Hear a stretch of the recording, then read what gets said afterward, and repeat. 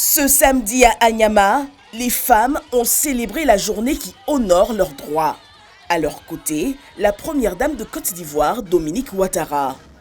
Dès son arrivée, petite visite de stand pour découvrir ce que les femmes en Côte d'Ivoire font de meilleur. Tour d'honneur et accueil chaleureux.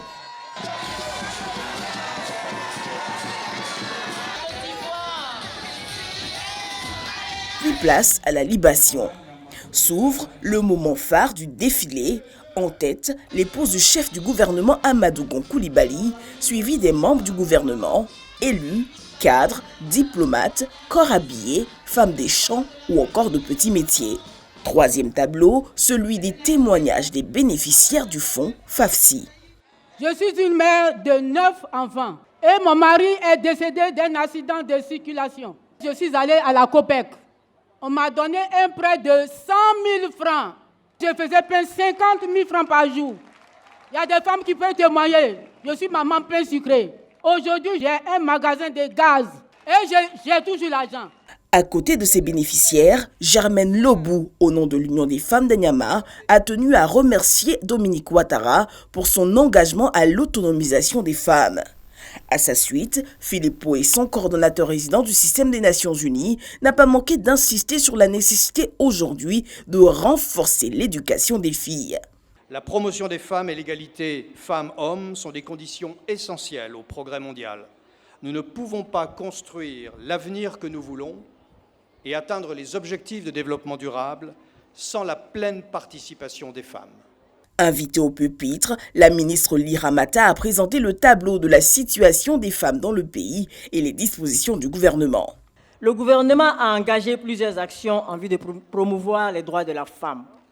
Nous pouvons citer entre autres la Constitution du 8 novembre qui assure la protection des femmes contre toutes les formes de violence, renforce leurs droits politiques et promeut la parité dans l'accès aux responsabilités dans les administrations publiques et privées. La première dame a fait de nombreux dons aux femmes de chaque secteur, agricultrices, commerçantes, couturières, coiffeuses, mais aussi pour les cantines scolaires, écoles maternelles, IFEF, centres de santé et centres pour handicapés.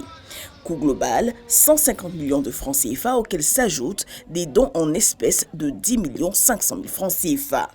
Quand elle prend place au pupitre, Dominique Ouattara salue le thème choisi pour cette édition. La première dame relève les importants programmes d'autonomisation mis en œuvre par le gouvernement pour soutenir les femmes. Je me réjouis que dans notre pays, le gouvernement mette un accent particulier sur la promotion des droits des femmes à travers plusieurs mesures visant à valoriser et à renforcer le statut des femmes.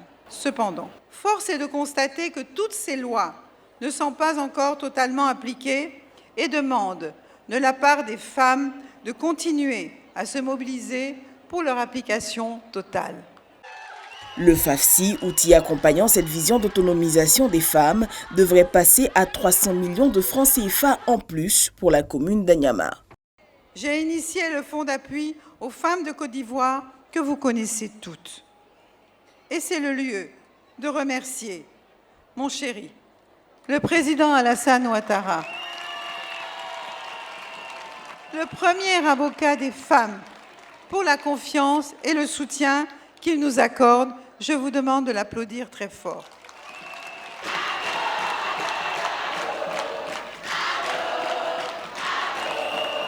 Je suis d'accord, ado, c'est le meilleur.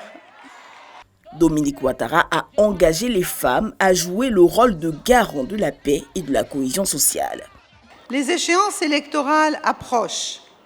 Il vous faudra prôner l'apaisement et le consensus au sein de notre société et toujours user de diplomatie et de sagesse pour apaiser les cœurs de vos époux et de vos enfants qui seront engagés dans la compétition politique.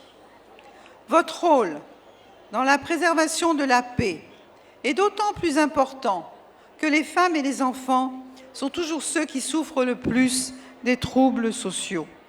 Notons que plusieurs prix couronnant des concours autour de cette célébration de la Journée internationale des droits de la femme ont été remis aux lauréats.